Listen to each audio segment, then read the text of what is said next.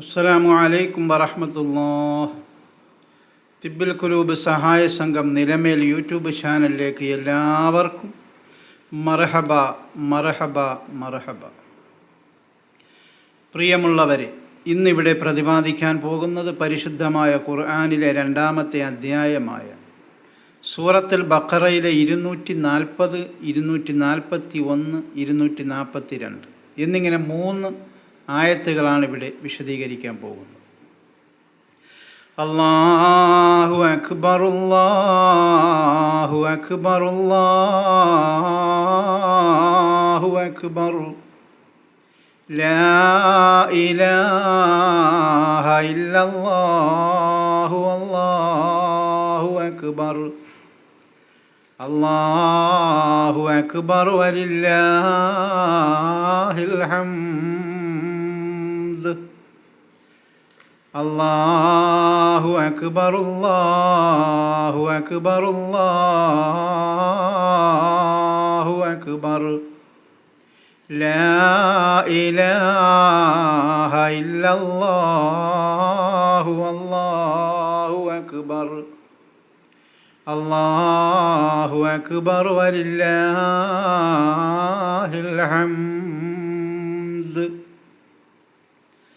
അല്ലാഹു അക്ബർ അല്ലാഹു അക്ബർ അല്ലാഹു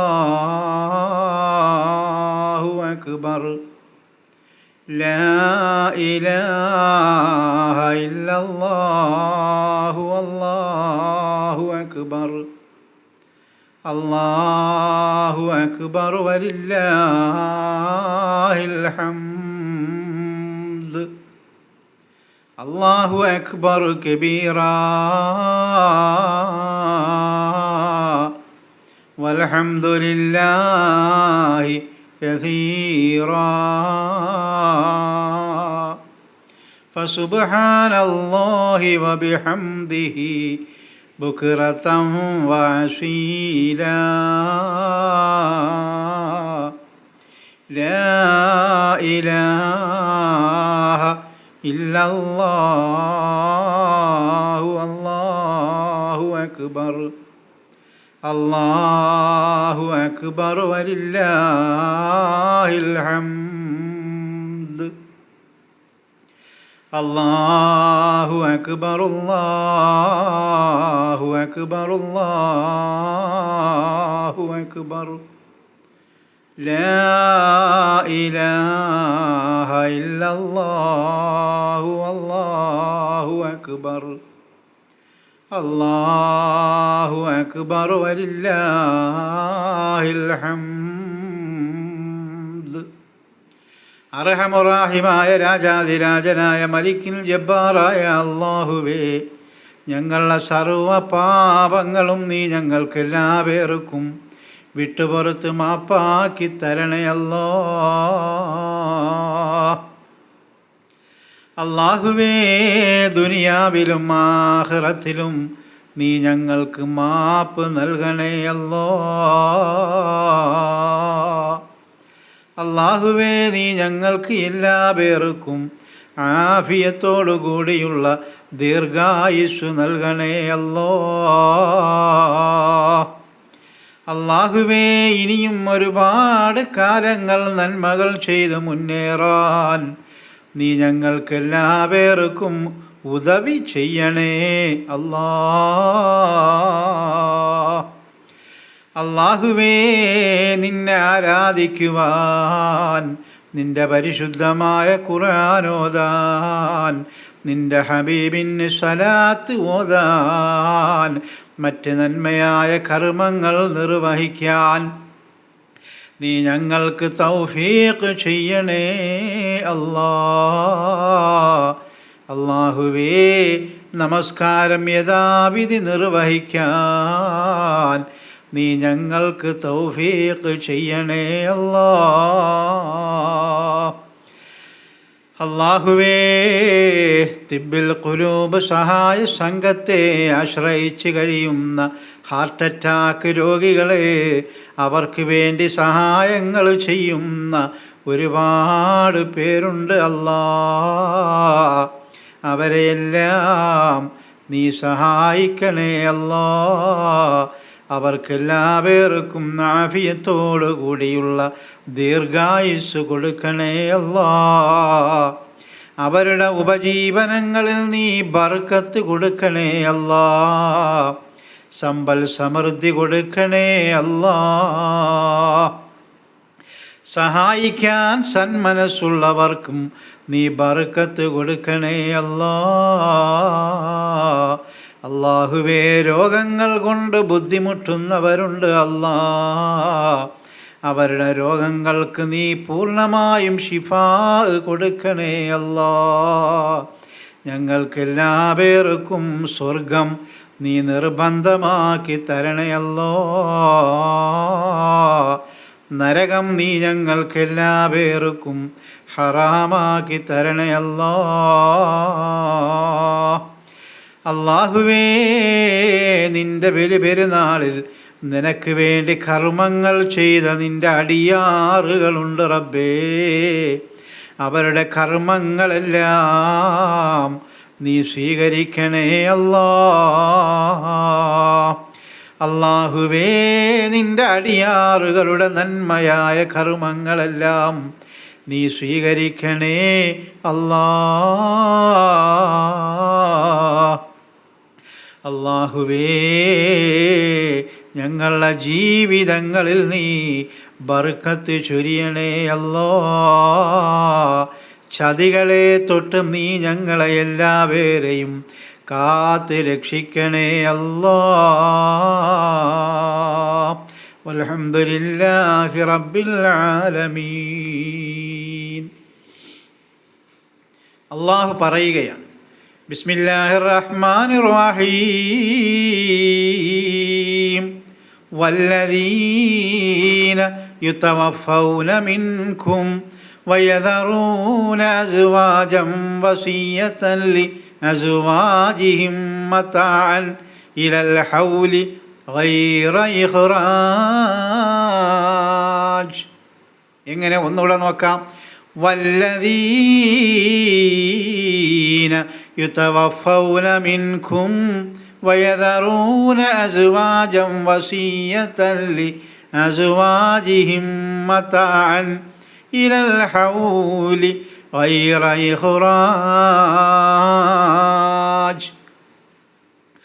ഒരു കൊല്ലം വരെ തങ്ങളുടെ ഭാര്യമാരെ വീട്ടിൽ നിന്ന് അയച്ചു കളയാതെ അവർക്ക് ജീവിത വിഭവങ്ങൾ നൽകണമെന്ന് വസീയത്ത് ചെയ്തുകൊണ്ട് നിങ്ങളിൽ വല്ലവരും മരണപ്പെടുകയും ഭാര്യമാരെ വിട്ടു പോകുകയും ചെയ്താൽ ഫൈൻ ഖറജിന ഫലാ ജുനാഹ അലൈക്കും ഫീമാ ഫഅൽന ഫീ അൻഫുസിഹിന്ന മിൻ മഅറൂഫ്. എങ്ങനെ? ഫൈൻ ഖറജിന ഫലാ ജുനാഹ അലൈക്കും ഫീമാ ഫഅൽന ഫീ അൻഫുസിഹിന്ന മിൻ മഅറൂഫ്. ആ സ്ത്രീകൾ സ്വമനസ്സാലെ ഭർതൃഗ്രഹം വിട്ടു പോകുന്ന പക്ഷം അവരുടെ വിവാഹ കാര്യത്തിൽ മര്യാദയനുസരിച്ച് അവർ പ്രവർത്തിക്കുന്നതിൽ നിങ്ങൾക്ക് കുറ്റമൊന്നും ഇല്ല കേട്ടോ. വല്ലാഹു അസീസുൻ ഹകീം. വല്ലാഹു അസീസുൻ ഹകീം.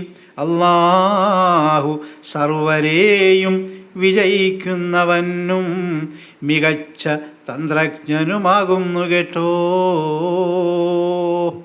പണ്ട് അറബികളുടെ ഇടയിൽ ഒരു ആചാരമുണ്ടായിരുന്നു. മരണശയ്യയിൽ കിടക്കുന്ന ഭർത്താവ് ഭാര്യയ്ക്ക് വസിയത്ത് ചെയ്യും, 1 വർഷം വരെ ഇവളെ നിങ്ങൾ എൻ്റെ വീട്ടിൽ നിന്ന് വിടരുത്, അവൾക്ക് വിഭവങ്ങൾ, അവൾക്ക് വേണ്ടുന്ന ആവശ്യങ്ങൾ ചെയ്തു കൊടുക്കുക എന്ന് അറബികൾക്ക് ഇടയിൽ ആചാരമുണ്ടായി. അപ്പോൾ ഇതൊരു സ്ത്രീകൾക്ക് ഈ ഒരു വർഷം വരെ അവരുടെ ഭർത്താവിൻ്റെ വീട്ടിൽ തന്നെ നിൽക്കൽ സ്ത്രീകൾക്കൊരു ബുദ്ധിമുട്ടായി വന്നു. അങ്ങനെ സ്ത്രീകളെ അള്ളാഹു ഒരു സുഖവാസം കൊടുക്കുക, അതിൽ നിന്നൊരു മോചനം കൊടുക്കുക. അങ്ങനെയാണ് ഈ ആയത്തിറങ്ങി. ഇപ്പം ഒരു ഭർത്താവ് വസിയത്ത് ചെയ്തെങ്കിലും ഈ ഭാര്യയുടെ ഇദ്ദ കഴിഞ്ഞാൽ അവൾക്ക് അവളുടെ വീട്ടിൽ പോയി വേറെ ഒരു വിവാഹം കഴിക്കുന്നതിൽ യാതൊരു വിധമായ കുഴപ്പവും ഇവർക്കോ അവർക്കോ ഇല്ല, മര്യാദ അനുസരിച്ച്. ഇതാണ് ഈ ആയത്തിൻ്റെ സാരം. വീണ്ടും അല്ലാഹു പറയുകയാണ്, വലിൽ മുതല്ലഖാതി മതാഉം ബിൽ മഅറൂഫ്. എങ്ങനെ? വലിൽ മുതല്ലഖാതി മതാഉം ബിൽ മഅറൂഫ്. വിവാഹമുക്തരായ സ്ത്രീകൾക്ക് ദേശമര്യാദയനുസരിച്ച് ജീവിത വിഭവങ്ങൾ നൽകേണ്ടതാണ് കേട്ടോ. ഹഖൻ അലൽ മുത്തഖീൻ, ഹഖൻ അലൽ മുത്തഖീൻ. ഭയഭക്തിയുള്ളവർക്ക് അതൊരു ബാധ്യതയത്രേ.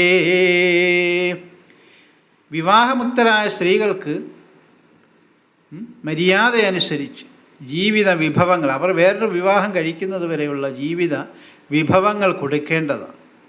ഭയഭക്തിയുള്ളവർക്ക്, അള്ളാഹുവിനെ സൂക്ഷിക്കുന്നവർക്ക് അതൊരു ബാധ്യതയത്രയെന്ന്. ഇന്നത്തെ വിവാഹങ്ങളൊക്കെ എങ്ങനെയാണ്? അങ്ങ് തലാക്ക് ചെല്ലുന്നു, അല്ലെങ്കിൽ തലാക്ക് ചെല്ലാതെ അവൻ വേറെ പെണ്ണ് കെട്ടുന്നു, പോകുന്നു, എവളെ അങ്ങനെ ഇട്ടേക്കും. എന്തോ ഒരു അദാബാണെന്നറിയാം. എത്രയോ സഹോദരിമാർ ഈ ഭർത്താക്കന്മാർ കളഞ്ഞിട്ട് പോകും, എന്നിട്ട് അവന്മാർ വേറെ പെണ്ണ് കെട്ടും. ഈ പെണ്ണ് വളരെ കഷ്ടപ്പെട്ട് എങ്ങനെയൊക്കെയോ ജീവിക്കുകയാണ്. പക്ഷേ ഇവന്മാർ ധരിക്കുന്നു സുഖമാണ് എന്നാണ് ഇവരുടെ ജീവിതം. വല്ലാഹി അവർ ദുനിയാവിൽ വെച്ച് തന്നെ അനുഭവിക്കും, അള്ളാഹുവിൻ്റെ അദാബ് കിട്ടും. അതാണ് ഈ ആയത്ത്. വലിൽ മുതല്ലഖാതി മതാഉം ബിൽ മഅറൂഫ്. വിവാഹമുക്തരായ സ്ത്രീകൾക്ക് ദേശമര്യാദയനുസരിച്ച് ജീവിത വിഭവങ്ങൾ നൽകേണ്ടതാണ് കേട്ടോ. ഇങ്ങനെ പോയാൽ അവൻ ചെലവിന് കൊടുക്കണമെന്നാണ് ഭാര്യയ്ക്ക്. ഹഖൻ അലൽ മുത്തഖീൻ. ഭയഭക്തിയുള്ളവർക്ക് അതൊരു ബാധ്യതയാണത്രേ. അതൊരു ബാധ്യതയാണ്. എത്രയോ കള്ളന്മാർ ഭാര്യമാരെ കളഞ്ഞിട്ട് ഇങ്ങനെ അങ്ങ് പോവുകയാണ്.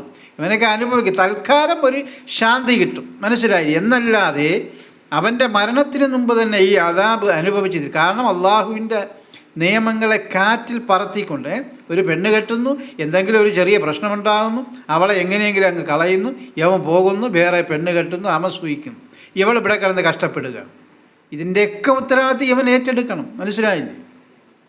കൂടുതൽ ഞാൻ ആ വിഷയത്തിലേക്ക് കൂടുതൽ വിശദീകരിച്ച് പറയേണ്ട കാര്യമില്ല, എല്ലാം എല്ലാവർക്കും അറിയാവുന്ന കാര്യങ്ങൾ. കദാലിക യുബയ്യിനുല്ലാഹു ലക്കും ആയാതിഹി ലഅല്ലക്കും തഅഖിലൂൻ. വളരെ ശ്രദ്ധിക്കണം.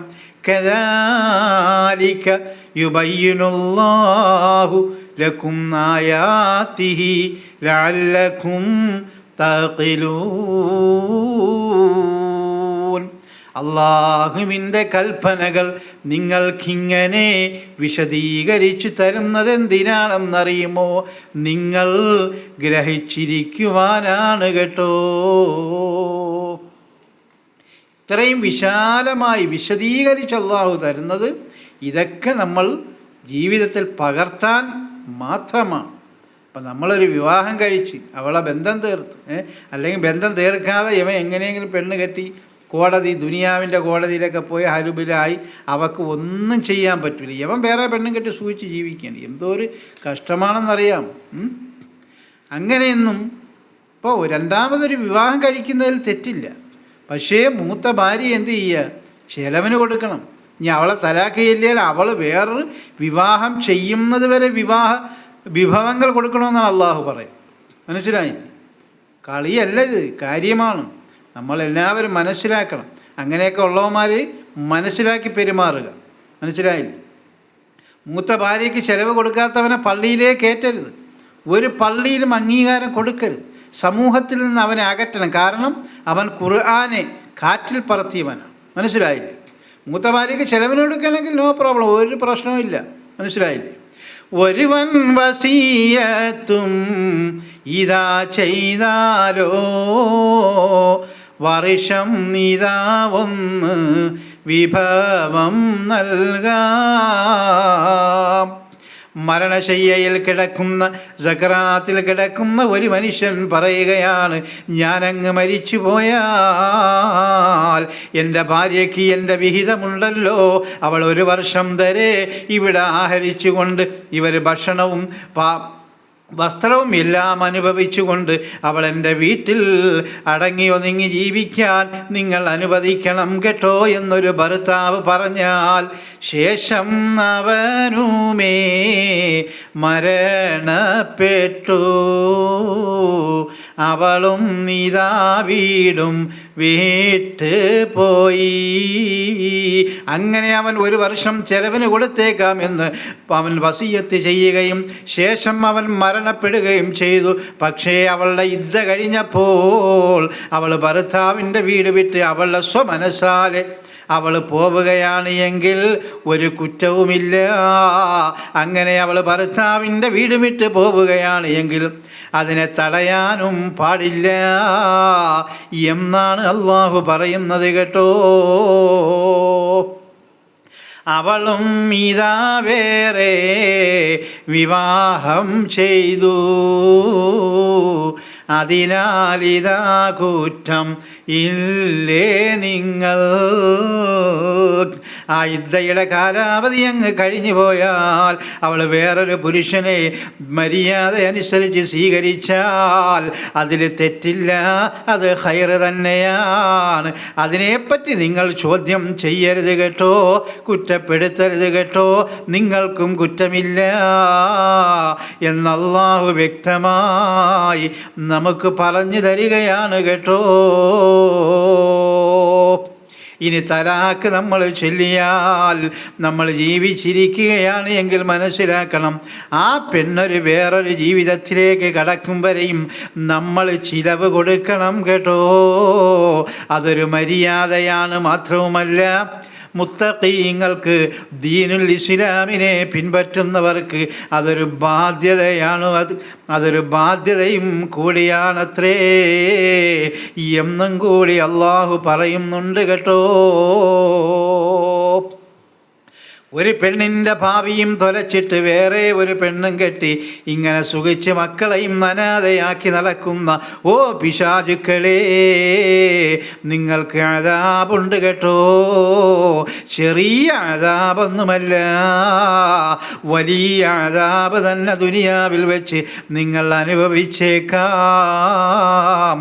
മാത്രവുമല്ല, എൻ്റെ ഈ സംഭാഷണം കേൾക്കുന്നതായ എല്ലാ മുഅ്മിനീങ്ങളോടും ഞാൻ പറയുകയാണ്, ഒരുത്തനൊരു വിവാഹം ചെയ്തു, ആ പെണ്ണിനെ കളഞ്ഞിട്ട് അവക്ക് ചെലവിന് കൊടുക്കാതെ വേറെ ഒരു പെണ്ണിനെയും കെട്ടി അവൻ സുഖിച്ച് അറുമ്പാദിച്ച് നടക്കുന്നവന് നിങ്ങൾ സമൂഹത്തിൽ നിന്നും ഒറ്റപ്പെടുത്തണം കേട്ടോ. അവനെ നിങ്ങൾ അകറ്റണം കേട്ടോ. അവൻ്റെ കൂടെ ലഅനത്തിൻ്റെ മലക്കുകൾ ഉണ്ടാകും കേട്ടോ. അതുകൊണ്ട് അവൻ്റെ ജമാഅത്തിൽ, അവനൊരു ഏതെങ്കിലും ജമാഅത്തിലോ ജുമാ നമസ്കാരത്തിലോ പങ്കെടുത്തു പോയാൽ ഒന്നുകിൽ അവനെ നിങ്ങൾ അടിച്ചിറക്കണം, അല്ലെങ്കിൽ ആ ജമാഅത്തിൽ നിന്ന് നിങ്ങൾ പിന്തിരിയണം. കാരണം അവനവിടെ ഉള്ളപ്പോൾ അവൻ്റെ അമലുകൾ അള്ളാഹു സ്വീകരിക്കുകയില്ല. അതോടൊപ്പം നമ്മളുടെ അമലുകളും അള്ളാഹു തള്ളപ്പെടും. എല്ലാവരും മനസ്സിലാക്കണം, ഏതെങ്കിലും ഒരു പെണ്ണിൻ്റെ ബന്ധവും തീർത്തിട്ട് ആ പെണ്ണൊരു വിവാഹ ജീവിതത്തിലേക്ക് കടക്കും വരെ ചെലവിന് കൊടുക്കാതെ അവൻ സുഖിച്ച് നടക്കുകയാണ് എങ്കിൽ അവനെ പള്ളിയിൽ കേറ്റരുത് കേട്ടോ. അവനുമായി യാതൊരു ബന്ധവും ഓ മുസൽമാൻ പാടില്ല, പാടില്ല, പാടില്ല കേട്ടോ.